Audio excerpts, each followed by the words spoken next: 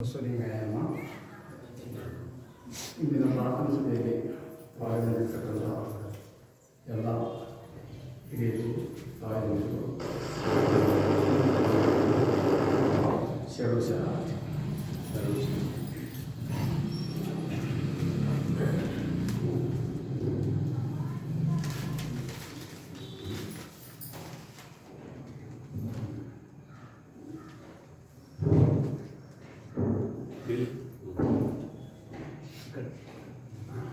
ಇದು sound box sound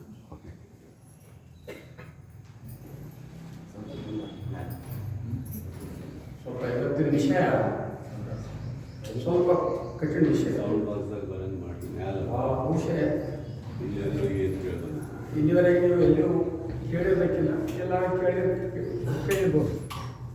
ಬಹಳ ಗಾಢವಾದಂಥ ಬಹಳ ರಹಸ್ಯವಾದಂಥ ವಿಷಯವನ್ನು ಶಿವಸಿದ್ದೇಶ್ವರ ಎಂಬುವರು ಒಬ್ಬ ವಚನಕಾರರು ಈ ವಿಷಯ ಈ ವಚನವನ್ನು ಉಲ್ಲೇಖ ಮಾಡಿದ್ದಾರೆ. ಅದನ್ನೇ ನಾನು ಇವತ್ತೇನೆಂದ್ರೆ ತಾವೆಲ್ಲರೂ ಉಲ್ಲೇಖ ಮಾಡ್ತಿದ್ದೀನಿ. ಈ ಸೃಷ್ಟಿ ಹ್ಯಾಂಗೆ ಹುಟ್ಟು ಎಲ್ಲಿಂದ ಬಂತು ಅಂಬುದನ್ನು ಅವರು ತಮ್ಮ ಅನುಭವನ ಇದನ್ನು ಸೊಪ್ಪೆಕ್ಸ್ ಮಾಡ್ಯಾರ. ನೋಡಿ ಹೆಂಗೆ ತಂದೆ ಇಲ್ಲದ, ತಾಯಿ ಇಲ್ಲದ, ಹೆಸರಿಲ್ಲದ, ಗುರು ಇಲ್ಲದ, ಯೋನಿ ಇಲ್ಲದ ಅಯೋನಿ ಸಂಭವ ನೀನಾದ ಕಾರಣ ನಿನ್ನ ನಾನು ನಿಖಲ ಎಂದಿನಯ್ಯ ಮಹಾಲಿಂಗ ಗುರು ಶಿವಸಿದ್ದೇಶ್ವರ ಪ್ರಭುವೇ ಅಂತ ವಚನ. ಒಳಗೆ ಅರ್ಥಗರ್ಭಿತವಾದಂಥ ವಚನ. ಸ್ವಲ್ಪ ಬಿಡ ಖುಷಿ ಮಾಡ್ತೀನಿ ನಾನು.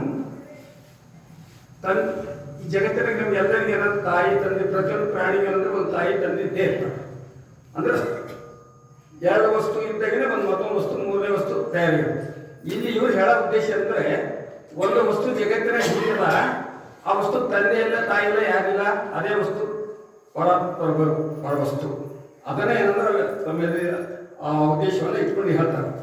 ಆ ಭಗವಂತಗ ಎಲ್ಲಿ ತಂದೆ ಇಲ್ಲ, ಭಗವಂತ ನಮ್ಮನ್ನ ಹುಟ್ಟಿಲ್ಲ, ಅವ ಸ್ವತಃ ಭಗವಂತ. ಎಂದನ ಎಲ್ಲಿಂದ ಎಷ್ಟು ವರ್ಷದಿಂದ ಗೊತ್ತಿಲ್ಲ, ಅನಾದಿ. ಅದಕ್ಕೆ ಕಾಲನೇ ಏನು ಒಟ್ಟ. ನೀವು ಎಷ್ಟು ಸಂಖ್ಯೆಯಲ್ಲಿ ನೀವು ಎಷ್ಟು ಕೋಟಿ ವರ್ಷ ಹೇಳಿದ್ರು ಕೂಡ ಅದರ ಆಚೆಗೆ ಸಾಧ್ಯನೇ ಇಲ್ಲ ನಾವು ಗಿಂತಿ ಮಾಡಕ್ಕೆ. ಅಂಥ ಒಂದು ವಸ್ತುವನ್ನು ಕುರಿತು ಇವ್ರು ಹೇಳ್ತಾರೆ ತಂದೆ ಇಲ್ಲದ. ಭಗವಂತಗೆ ತಂದೆ ಇಲ್ಲ, ತಂದೆ ಇಲ್ಲ, ಅವನ ಸ್ವಂತನ. ತಾಯಿ ಇಲ್ಲ, ತಂದೆನೂ ಇಲ್ಲ, ತಾಯಿ ಇಲ್ಲ, ಹೆಸರಿಲ್ಲದ, ಅವನಿಗೆ ಹೆಸರು ಇಲ್ಲ. ನಾವು ಕರಿಬೇಕು ಭಗವಂತ, ವಿಷ್ಣು ನಮ್ಮ ಅನ್ನೋದ್ರ ಪ್ರಕಾರ ಹೆಸರು ಕರಿಬೇಕು. ಗುರು ಇಲ್ಲದ, ಅವನಿಗೆ ಗುರು ಇಲ್ಲ. ಜಗತ್ತಿನ ನಾವೆಲ್ಲರಿಗೂ ಗುರು ನಮ್ಗೆ ಬೇಕಿಲ್ಲ, ಅವನಿಗೆ ಗುರು ಇಲ್ಲ. ಯೋನಿ ಇಲ್ಲದ, ಗರ್ಭ ಇಲ್ಲ. ಯೋನಿ ಇಲ್ಲದಂದ್ರೆ ಗರ್ಭದಿಂದ ಹುಟ್ಟತಕ್ಕಂಥ ಗರ್ಭ ಇಲ್ಲ. ಅಯೋನಿ ಸಂಭವ, ಅವ ಅಯೋನಿ ಸಂಭವ ಅಂದ್ರೆ ತನ್ನ ಸ್ವಂತನ ಅಂತ ಅರ್ಥ. ನೀನಾದ ಕಾರಣ ಹಿಂಗೆ ನೀತಿ ಭಗವಂತ ಅಂತ ಹೇಳಿ ಅವ್ರಂತಾರೆ. ನಿನಗೆ ತಂದೆ ಇಲ್ಲ, ತಾಯಿ ಇಲ್ಲ, ಯೋನಿ ಇಲ್ಲ, ಗುರು ಇಲ್ಲ, ಯಾರಿಲ್ಲ, ನೀ ಸ್ವತಃ ಇದ್ದಿ.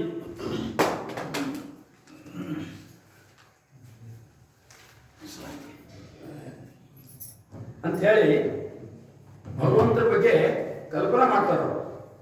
ಅದಕ್ಕೆ ಅಂತ ಭಗವಂತ ನಮ್ಮೆಲ್ಲರೂ ಏನಂತಂದ್ರೆ ನಾವೇನಂದ್ರೆ ನಮ್ಗೆ ಇವತ್ತು ಜಗತ್ತಿನಾಗ ಏನಂತಂದ್ರೆ ಇದಕ್ಕೆಲ್ಲ ಒಪ್ಕೋತಾರೆ. ಕ್ರೈಸ್ತರು ಒಪ್ಕೋತಾನೆ, ಇಸ್ಲಾಂ ಒಪ್ಕೊಳ್ಳೋದು, ಹಿಂದೂ ಧರ್ಮ ಒಪ್ಕೊಳ್ಳೋದು, ಬೇರೆ ಬೇರೆ ಎಷ್ಟು ಜಗತ್ತಿನಾಗ ಎಷ್ಟು ಧರ್ಮ, ಎಲ್ಲ ಧರ್ಮ ಒಪ್ಕೊಂಡು ಆ ಭಗವಂತಗೆ ಏನಂದ್ರೆ ಆ ಸ್ವಂತನ ಒಬ್ಬನೇ ಒಬ್ಬನಾಗಿ ಕಡೆಯಿಂದ ಈ ಜಗತ್ತು ನಡೆಯೋದು. ಎಲ್ಲರೂ ಜಗತ್ತು ನಡೆಯಕ್ಕೆ ಸಾಧ್ಯನೇ ಇಲ್ಲ. ಎಲ್ಲರೂ ಹುಟ್ಟಿದವ್ರ. ಈಗ ನಾವೆಷ್ಟು ಮಂದಿ ಈಗ ನಮ್ಮ ಜಗತ್ತಿನಾಗ ಏನಂದ್ರೆ ಎಷ್ಟು ನಾವು ಸತ್ಪುರುಷ ಅವ್ಯ. ಆದ್ರೆ ಅವ್ರು ಎಲ್ಲರಿಗೂ ಜನ್ಮದ. ರಾಮನ ಜನ್ಮದ, ಕೃಷ್ಣನ ಜನ್ಮದ, ಬಸವಣ್ಣ ಕೂಡ ಜನ್ಮ. ಈ ನಾವು ಇನ್ನೊಂದು ಬಸವಣ್ಣ ಬಗ್ಗೆ ನಾವು ಮಾತಾಡ್ತೀನಿ. ಬಸವಣ್ಣ ಕೂಡ ಈ ನಾವು ಲೆಕ್ಕದಲ್ಲಿ ಜನ್ಮ ಇಲ್ಲಂತ ಒಂದೇ ಒಂದು ವ್ಯಕ್ತಿ ಆ ಭಗವಂತ. ಅವನ ಬಗ್ಗೆ ಏನಂತಂದ್ರ ಇವ್ರೆಂತಾರ ನಿಖಲ ಲಿಂಗ. ನಿಖಲ ಅಂತಂದ್ರೆ ಸ್ವಚ್ಛವಾದಂಥ ಏನೇನು ಇಲ್ಲದಂಥ ಲಿಂಗ ನೀನಿದ್ದೇನೆಯ ಅಂತ ಹೇಳಿ ಬೇಡಿಕೊಂಡಿದ್ದಾರೆ. ಯಾರು? ಶಿವಸಿದ್ದೇಶ್ವರ ಪ್ರಭು ಎಂಬರು ಒಬ್ಬರು ವಚನಕಾರ. ಇವರು ನಮ್ಮ ಕರ್ನಾಟಕದಲ್ಲೇ ತುಮಕೂರು ಜಿಲ್ಲೆಯಲ್ಲಿ ತುಮಕೂರು ಸಿದ್ಧಗಂಗಾ ಸ್ವಾಮಿ ಮಠದಲ್ಲಿಂದ ಇದ್ದವರು. ಅಂಥ ಗುರುನ ಬಗ್ಗೆ ಇನ್ನೊಂದೇನೋ ನಮ್ಮ ಮುರುಲಿಂಗ ಪೆದ್ದಿ ಅವರನ್ನು ಹೇಳ್ತಾರೆ. ಏನಂತ ಮುರುಲಿಂಗ ಪೆದ್ದಿ ಒಬ್ಬ ಅವರು ಇವತ್ತ ಗುರುಲಿಂಗ ಅಂದ್ರೆ ಇವತ್ತು ನಾವೆಂದ್ರೆ ಕೆಲಮಟ್ಟದವ್ರನ್ನ ತಿಳಿತೀವಿ. ಬಹಳ ದೊಡ್ಡ ಸಂತ ಅದು ಗುರುಲಿಂಗ ಪದ್ಧತಿ.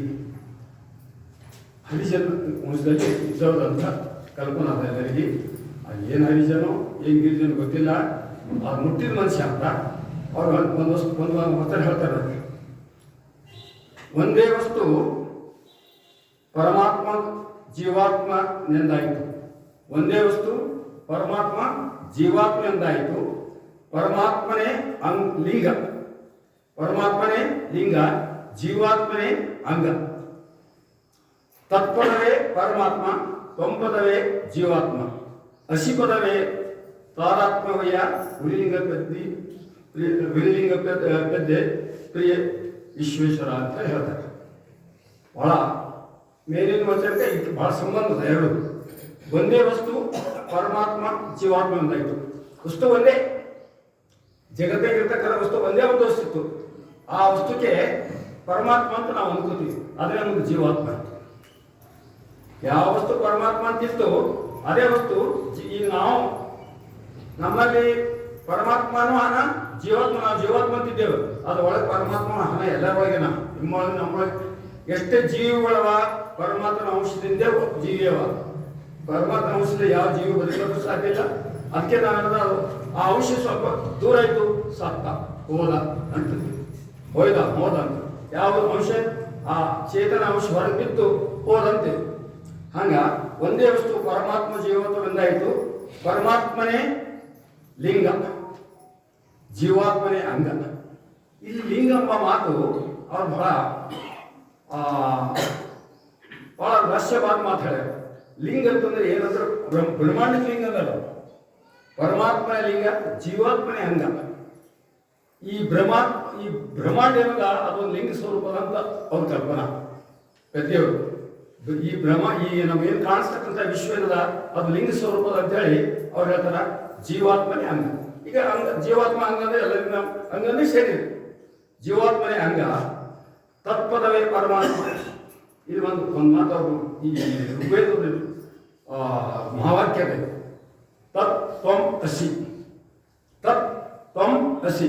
ತತ್ ಅಂದ್ರೆ ಅದು, ತ್ವಂ ನಾನು, ಅಸಿ ಅಂದ್ರೆ ಇದ್ದೇನೆ, ಅದುವೇ ನಾನು ಇದ್ದೇನೆ. ತತ್ ತ್ವಂ ಅಸಿ. ತತ್ ಅಂದ್ರೆ ಅದು, ತ್ವಂ ಅಂದ್ರೆ ನಾನು, ಅಸಿ ಅಂದ್ರೆ ಇದ್ದೇನೆ, ಆ ವಸ್ತುವೇ ನಾನಿದ್ದೇನೆ ಅಂತ ಹೇಳಿ ಹೇಳ್ತಾರೆ. ಋಗ್ವೇದದ ಮಹಾವಾಕ್ಯ. ಈ 4 ವೇದದಿಂದ 4 ಮಹಾವಾಕ್ಯಗಳು ಬೇರೆ ಬೇರೆ ನೇವ. ಇದು ಬಹಳ ಇಂಪಾರ್ಟೆಂಟ್ ವಾಕ್ಯ ಅವರು ಬಳಸ್ತಾರೆ.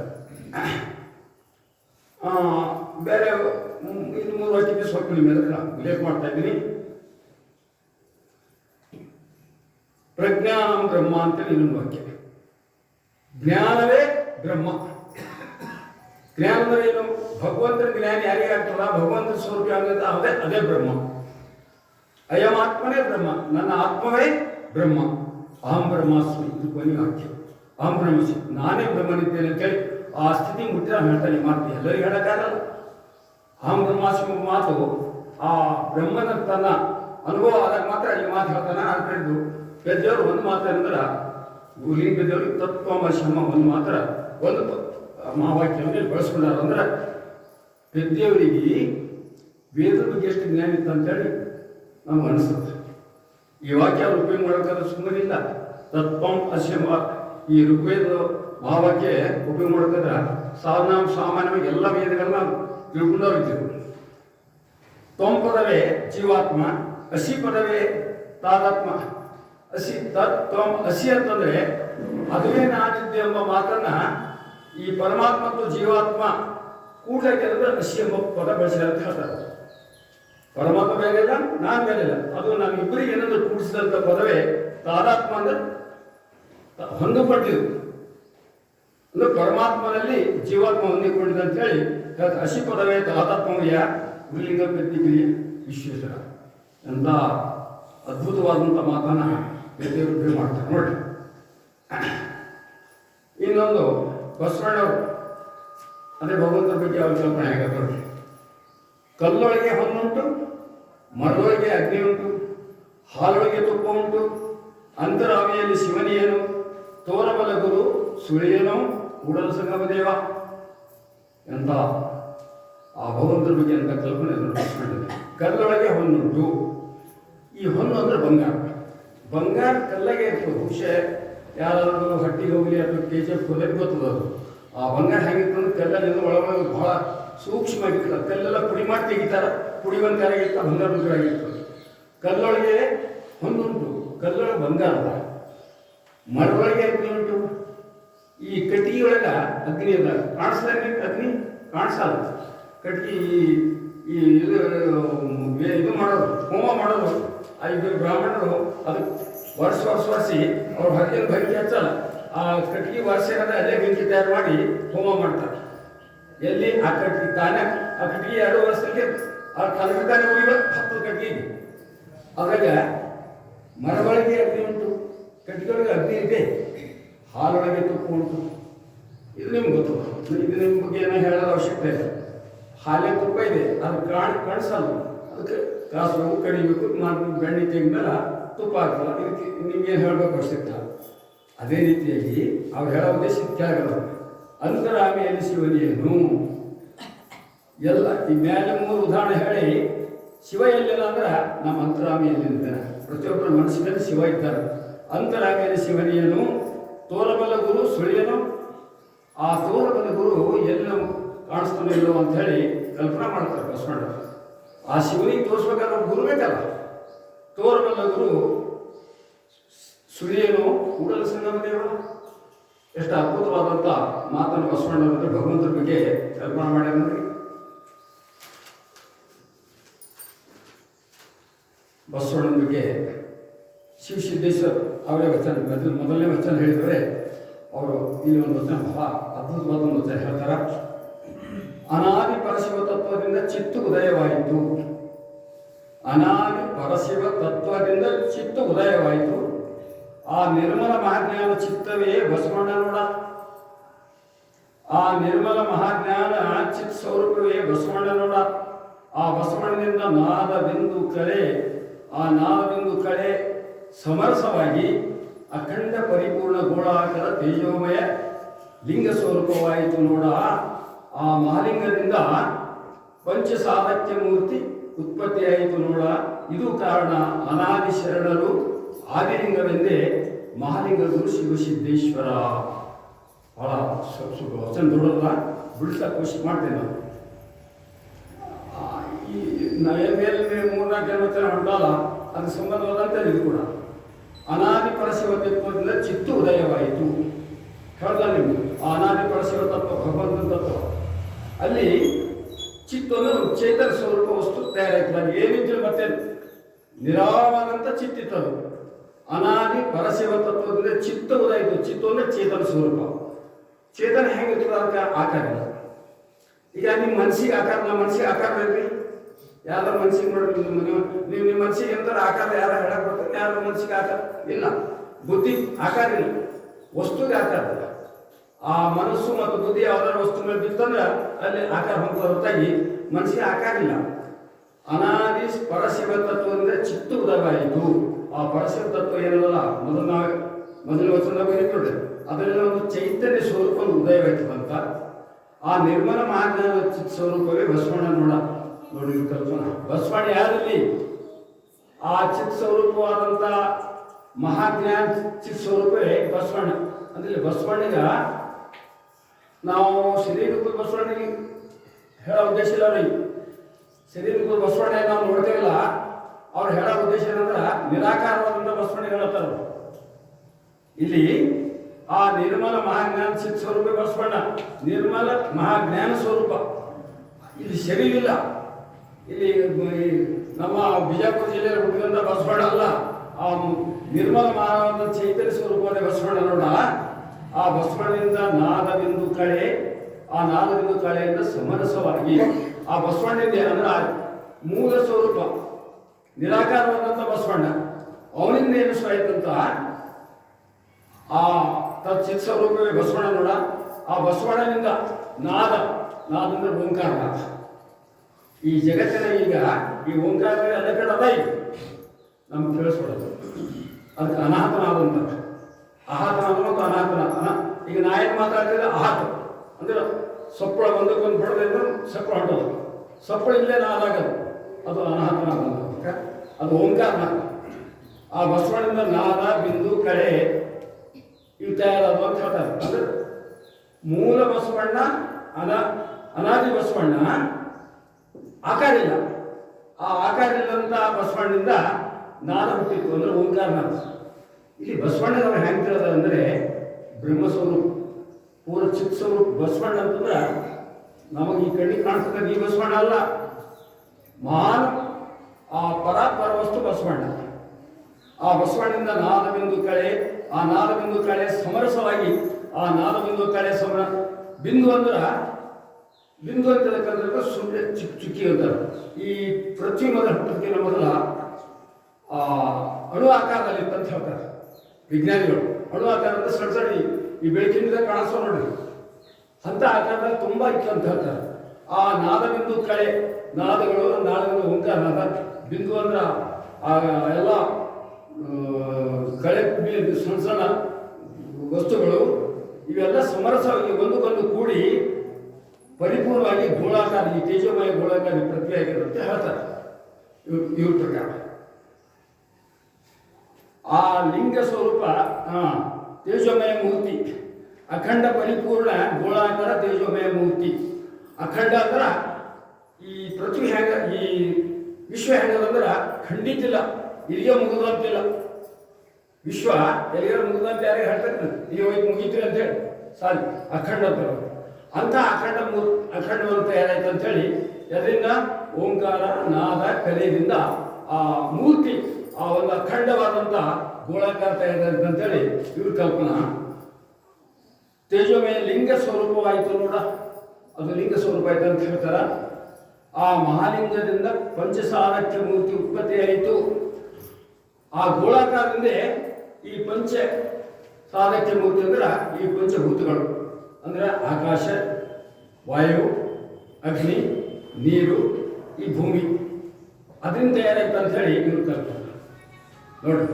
ಪೃಥ್ವಿ ಹ್ಯಾಂಗ್ ತಯಾರಾಯ್ತು ಎಂಬುದನ್ನ ಕಲ್ಪನೆ ಮಾಡ್ತಾರೆ. ಇದಕ್ಕೆ ಪೂರ್ವದಲ್ಲಿ ಅದಕ್ಕೆ ಕಾರಣ ಯಾರು? ತೇಜೋಮಯ ಒಬ್ಬ ನಿರಾಕಾರ ಪ್ರಭು ಬಸವಣ್ಣ. ಇವ್ರು ಬಸವಣ್ಣ ಅಂತ ನಾವು ಇವ್ರ ಲೆಕ್ಕದಲ್ಲಿ ಬಸವಣ್ಣ ಅಂತ ಕರೀತಾರ. ಅದು ವಸ್ತು ಆ ರೀತಿಯಾಗಿ ಇದು ಕಾರಣ. ಅನಾದಿ ಶರಣರು ಆದಿಲಿಂಗವಿದೆ. ಇಲ್ಲಿ ಬಂತು ನೋಡಿ. ಈಗ ಲಿಂಗ ಯಾರಿಂದ ತಯಾರಾಯ್ತು? ಅನಾದಿ ಶರಣ. ಅನಾದಿ ಅಂದ್ರೆ ಅವನಿಗೆ ಕಾಲಿಲ್ಲ, ಇಂಥ ಕಾಲದಲ್ಲಿ ಹುಟ್ಟ್ಯಾನ, ಇಷ್ಟು ವರ್ಷಕ್ಕೆ ಹುಟ್ಟ್ಯಾನ ಅಂತಿಲ್ಲ. ಅನಾದಿ ಇದು ಕಾರಣ. ಅನಾದಿ ಶರಣರು, ಶರಣರಲ್ಲಿ ಮೊದಲು ಹೇಳಿದಂಥ ಬಸವಣ್ಣ ಆದಿಲಿಂಗ, ಅವನಿಂದ ಲಿಂಗ ಹುಟ್ಟತ್ ಅಂತ ಹೇಳಿ ಮಹಾಲಿಂಗ ಗುರು ಶಿವಸಿದ್ದೇಶ್ವರ ಎಷ್ಟು ಕಲ್ಪನೆ ಮಾಡ್ಯಾರ. ಅಂದ್ರೆ ಲಿಂಗ ಅಂಬದೇನಂದ್ರೆ ಏನು, ಈ ಕಣ್ಣು ಗೋಳಾಕಾರದಿರ್ತಕ್ಕಂಥ ಮೊದಲ ಲಿಂಗ ಹುಟ್ಟಿದ್ದೇನಂತಂದ್ರೆ ಆ ಶರಣದಿಂದ ಚೈತನ್ಯ ವಸ್ತು ಅಂತ ಹೇಳ್ತಾರ. ಆ ಚೈತನ್ಯ ವಸ್ತು ಬಸವಣ್ಣ ಅಂತ ಹೇಳಿ ಇವ್ರು ಕಲ್ಪನೆ. ಬಸವಣ್ಣರನ್ರಿ, ವಿಶ್ವಗುರುವರನ್ರಿ, ಏನೋ ಅನ್ರಿ ಯಾವ ವಸ್ತುವಿಗೆ ಇವ್ರು ಬಸವಣ್ಣ ಅಂತೇಳಿ ಇವ್ರು ಕಲ್ಪನೆ ಮಾಡ್ಯಾರ. ಅದು ಬಸವಣ್ಣಂದು ಸ್ಥಿತಿ ಇವ್ರ ಲೆಕ್ಕದಲ್ಲಿ ಎಷ್ಟು ಅಗಾಧದ ಹೇಳಕ್ಕೆ ಸಾಧ್ಯ ಇಲ್ಲ. ಇನ್ನು ಚನ್ನಬಸವಣ್ಣ ಹೊತ್ತು ನೀವು ಮೊದಲು ನಾ ಹೇಳಿದ ಇನ್ನೊಂದು ಅದೇ ಮಾತು ಚನ್ನಬಸವಣ್ಣ ಹೋಗ್ತಾ ಇದೆ. ಆದಿ ಬಸವಣ್ಣ ಅನಾದಿಲಿಂಗವೆಂಬುದು ಖುಷಿ ನೋಡ ಕೇಳಲಾಗದು. ಆದಿಲಿಂಗ ಅನಾದಿ ಬಸವಣ್ಣ. ಲಿಂಗವು ಬಸವಣ್ಣ ಉದರದಲ್ಲೇ ಹುಟ್ಟಿತು, ಜಂಗಮ ಬಸವಣ್ಣನ ಉದರದಲ್ಲೇ ಹುಟ್ಟಿತು, ಪ್ರಸಾದ ಬಸವಣ್ಣನನ್ನು ಅನುಕರಿಸಲಾಯಿತು. ಇಂಥ ತ್ರಿವದಕ್ಕೆ ಬಸವಣ್ಣನ ಕಾರಣದಿಂದನೆಯ ಕೂಡಲ ಜನ್ಮ ಸಂಗಮ ದೇವ. ಇದು ಚನ್ನಬಸವಣ್ಣ ವಚನ. ಆದಿ ಬಸವಣ್ಣ ಅನಾದಿಲಿಂಗವೆಂಬುದು ಬಹಳ ಮಂದಿ ಏನಂದ್ರೆ ಆದಿ ಬಸವಣ್ಣ ಇತ್ತೀಚೆಗೆ ಹುಟ್ಟೇನ್ರಿ ಅಂಥೇಳಿ ಕಲ್ಪನಾ ಬಂದಿದೆ. ಆದಿ ಬಸವಣ್ಣ ಅನಾದಿಲಿಂಗವೆಂಬುದು, ಲಿಂಗನೇ ಅನಾದಿ ಅಂತ ಮಂದಿ ಅಂತಾರೆ. ಖುಷಿ ಇದು ಸುಳ್ಳು ಅಂತಲ್ಲ. ಯಾರು ಚನ್ನಬಸವಣ್ಣ ಅಂತ ಖುಷಿ ಈ ನುಡಿ ಕೇಳಿದಾಗ ಸಾಧ್ಯ ಇಲ್ಲ. ಈ ಮೊದಲು ಬಸವಣ್ಣ ಬಂತಾರ, ಮೊದಲು ಯಾರು ಶರಣ, ಆಮೇಲೆ ಶರಣದಿಂದ ಲಿಂಗ ತಯಾರಾಗಿದೆ ಅಂತೇಳಿ ಮೊದಲು ಬಂತರ ವಚನ. ಅದೇ ಮಾತು ಇವ್ರು ಹೋಗ್ತಾರೆ. ಆದಿ ಬಸವಣ್ಣ ಅನಾದಿಲಿಂಗ, ಬಸವಣ್ಣ ಮೊದಲು, ಅದು ಅನಾದಿ ಬಸವಣ್ಣ, ಅವನಿಗೆ ಕಾಲಿಲ್ಲ, ಲಿಂಗ ಅವನ ನಂತರ ಹುಟ್ಟಾರ. ಆದಿ ಬಸವಣ್ಣ ಅನಾದಿಲಿಂಗವೆಂಬುದು ಖುಷಿ ಈ ನುಡಿ ಕೇಳಿ ಮಾತೆ ಕೇಳಲ್ಲ ಅಂತಾರ ಯಾರು? ಚನ್ನಬಸವಣ್ಣ. ಲಿಂಗ ಆಮೇಲೆ ಬಸವಣ್ಣ ಮೊದಲು. ಅಂದ್ರೆ ಚೈತನ್ಯ ವಸ್ತು ಮೊದಲಿತ್ತು, ಚೈತನ್ಯ ವಸ್ತು ಲಿಂಗ ಹುಟ್ಟಿದ ಅಂತ ಅರ್ಥ ಇದೆ. ಆದಿಲಿಂಗ ಅನಾದಿ ವಿಸ್ಮರಣ, ಆದಿಲಿಂಗ ಅನಾದಿ ವಿಸ್ಮರಣ. ಆದಿಲಿಂಗ, ಆದಿಲಿಂಗ ಅಂದ್ರೆ ಲಿಂಗದ ಕಾಲದ, ಆದಿ ಅಂದ್ರೆ ಅದಕ್ಕೊಂದು ಕಾಲದ, ಅನಾದಿ ಅಂದ್ರೆ ಕಾಲ ಇರುತ್ತೆ. ಆದಿಲಿಂಗ ಅನಾದಿ ವಿಸ್ಮರಣ. ಲಿಂಗವು ಬಸವಣ್ಣ ಉದರದಲ್ಲಿ ಹುಟ್ಟಿತ್ತು. ಲಿಂಗ ಏನು ಹುಟ್ಟಿದ? ಬಸವಣ್ಣ ಉದರದಲ್ಲಿ ಹುಟ್ಟಿತ್ತು. ಅಂದ್ರೆ ಬಸವಣ್ಣನ ಕಲ್ಪನೆಯಿಂದ, ಬಸವಣ್ಣನ ಅನ್ನೋ ಆಸೆಯಿಂದ ಲಿಂಗ ಹುಟ್ಟೈತೆ ಅಂತ ಹೇಳಿ ಮಾತು. ಜಂಗಮ ಬಸವಣ್ಣ ಉದರದಲ್ಲಿ, ಜಂಗಮಮ್ಮ ಮಾತು ಇದು ಯಾಕೆ ಬಳಸ್ತಾರೆ ಅಂದರೆ, ಈ ಸಮಾಜ ಜಂಗಮದ ಜೀವರಾಶಿ, ಜಂಗಮದ ಪ್ರಕೃತಿ, ಜಂಗಮ ಅಂದರೆ ಕಣ್ಣಿಗೆ ಕಾಣಿಸ್ತಕ್ಕಂಥ ವಿಶ್ವ. ಈ ಜಂಗಮ ಬಸವಣ್ಣ ಉದರದಲ್ಲಿ ಹುಟ್ಟಿತ್ತು, ಈ ಪ್ರಕೃತಿಗಳು ಬಸವಣ್ಣ ಉದರದಲ್ಲಿ ಹುಟ್ಟಿತ್ತು ಅಂತ ಹೇಳಿ ಈ ಕಲ್ಪನಾ. ಪ್ರಸಾದವು ಬಸವಣ್ಣನಿಂದ ಅನುಕರಿಸಲಾಯಿತು. ಪ್ರಸಾದ ಅಂದರೆ ಏನಂದರೆ ಕಣ್ಣಿಗೆ ಕಾಣಿಸ್ತಕ್ಕಂಥ ವಸ್ತು, ನಾವು ಅನುಭವಿಸ್ತಕ್ಕಂಥ ವಸ್ತು ಪ್ರಸಾದ. ಆ ಕಣ್ಣಿಗೆ ಕಾಣಿಸ್ತಕ್ಕಂಥ ವಸ್ತು, ನಾವು ಅನುಭವಿಸ್ತಕ್ಕಂಥ ವಸ್ತು ಆ ಬಸವಣ್ಣ ಉದರದಲ್ಲಿ ಹುಟ್ಟಿದಂತ ಹೇಳ್ತಾ ಇದ್ರು. ಇಂದು ಈ ತ್ರಿವಿಧಕ್ಕೆ ಬಸವಣ್ಣನೇ ಕಾರಣ. ಈ ಎಲ್ಲದಕ್ಕ ಕಾರಣ ಅಂದ್ರೆ ಆ ಬಸವಣ್ಣನೇ ಕಾರಣ ಅಂತ ಹೇಳಿ ಯಾರು ಹೋಗ್ತಾ ಇದ್ರು? ಚನ್ನಬಸವಣ್ಣರು ಹೋಗ್ತಾರೆ. ನೋಡ್ರಿ, ಬಸವಣ್ಣನವರು ನಮ್ಮ ಶರಣರು ಬಸವಣ್ಣಿಗೆ ಎಷ್ಟು ದೂರ ಕೇಳ್ತಾರೆ ನೋಡಿ. ಬಸವಣ್ಣ ಅಂದ್ರೆ ನಾವು ಸಾಮಾನ್ಯ ಎಲ್ಲರೂ ಬಿಜಾಪುರದಲ್ಲೇ ಹುಟ್ಟಿಂದ ಬಸವಣ್ಣ ಅಂತೀವಿ. ಅಲ್ಲ, ಬಸವಣ್ಣ ಅಂದ್ರೆ ಮಹಾನ್, ಆ ಜಗತ್ತಿಗೆ ಅನ್ನೋದಕ್ಕೆ ಕಾರಣ ಆಗಿರ್ತಕ್ಕಂಥ ಒಂದು ಚೇತನ ಶಕ್ತಿಗೆ ಬಸವಣ್ಣ ಅಂತ ನೀವು ಕಲ್ಪನೆ ಮಾಡ್ತಾರೆ. ಸರಿಯಾ?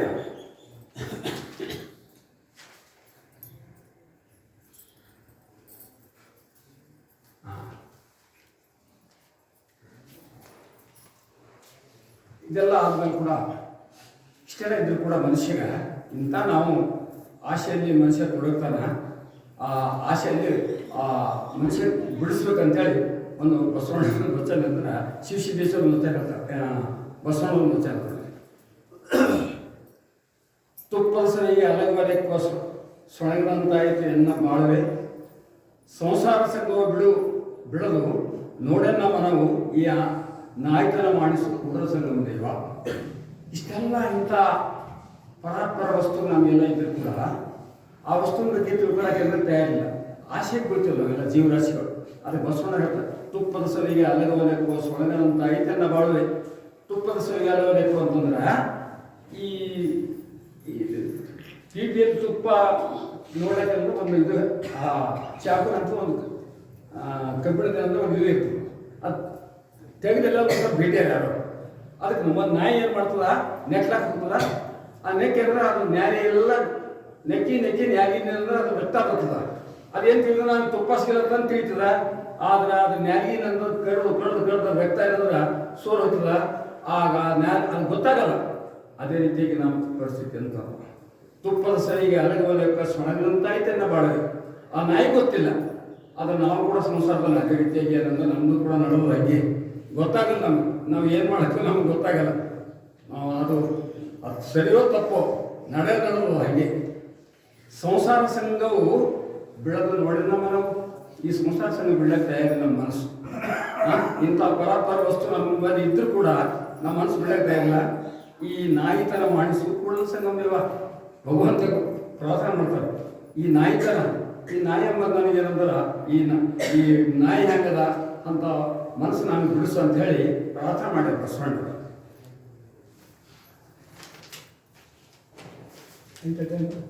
ಇನ್ನು ಸ್ವಲ್ಪ ಇನ್ನೊಂದು ಇದು ಹೇಳಿದ ಮೊದಲ ಎಲ್ಲ ಹೇಳ್ತೀನಿ.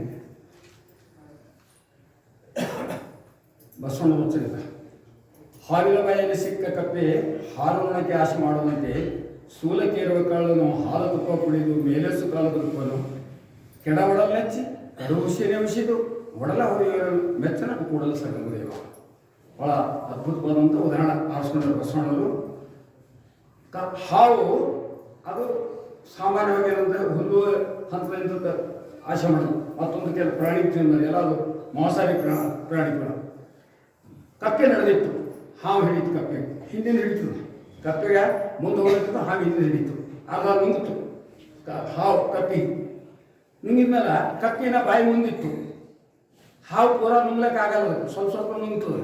ಕಪ್ಪಿ ಬಾಯಿ ಮುಂದಿತ್ತು. ಆ ಕಪ್ಪಿ ಅದರ ಒಂದು ನೊಣ ನಡೆದಿತ್ತು. ಕಪ್ಪಿ ಏನು ಮಾಡ್ತದ, ಆ ನೊಣಕ್ಕೆ ಹಿಡಿಯಬೇಕು. ಈ ಕಪ್ಪಿ ಎಲ್ಲ ನೋಡ್ರಿ ಹಾವಿನ ಬೇನಾಗಲ್ಲ ಅದು ಗೊತ್ತಿಲ್ಲ ನಾ ಸಾಯಲತ್ತ ಅಂತ ಹೇಳಿ ಆದ್ರೆ ಇನ್ನೂ ಬದುಕಬೇಕಂತ ಹೊಟ್ಟಿಗೆ ಎದನ್ನು ನೊಣಕ್ಕೆ ತಿಂದು ನಾ ಬದುಕಬೇಕಂತ ಪರಿಸ್ಥಿತಿ ಹೆಂಗದ ಹಾವಿನ ಬಾಯಲ್ಲಿ ಸಿಕ್ಕ ಕಪ್ಪೆ ಹಾರುವನ್ನು ಆಸೆ ಮಾಡುವಂತೆ ಇನ್ನೊಂದು ಉದಾಹರಣೆ ತಗೊಂಡರು ಬಸವಣ್ಣರು.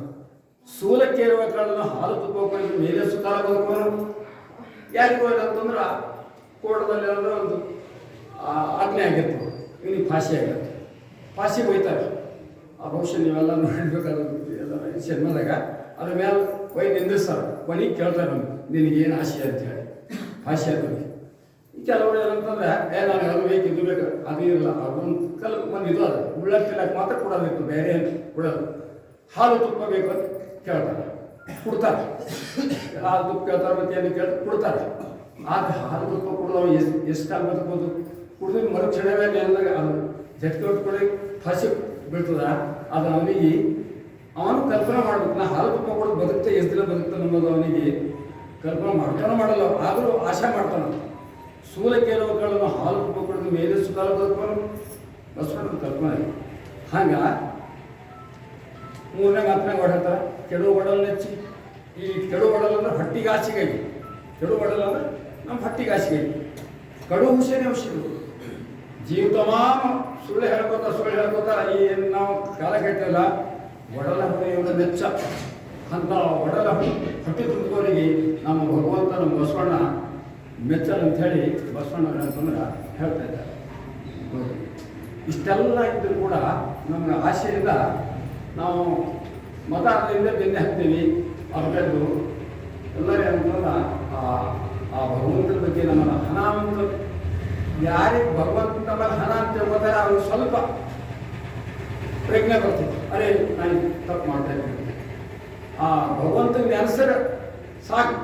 ಅದು ನಿಮ್ಮ ತಪ್ಪಿಗೆ ಏನಂತಂದ್ರೆ ಅದು ಅಲ್ಲಿಂದಲೇ ನಿಮ್ಗೆ ಒಂದು ಇದು ಸಿಗ್ತದೆ, ಏನು ನಾನು ಹುಷಾರಾಗಬೇಕೆಂಬುದು ಅಂತ ಮಾತನ್ನು ಬಸವಣ್ಣವರು ಅನೇಕ ಪದ್ಯದಲ್ಲಿ ಹೇಳಿದ್ದಾರೆ. ಇಷ್ಟೊಂದು ಹೇಳ್ತಾ